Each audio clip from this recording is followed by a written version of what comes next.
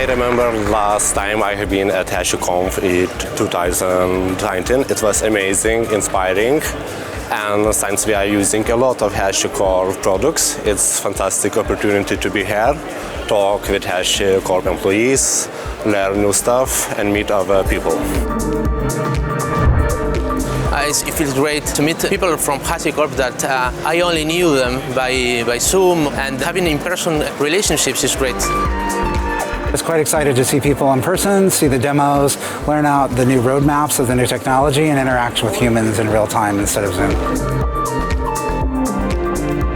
The most exciting thing is to see the people that develop the products, to see the people who use the products, and to get to talk to them. I was really excited about coming here and meet new people, interact with people from other companies and exchange feedbacks on the solutions that they are adopting and how they are actually implementing some of the tools for their use cases.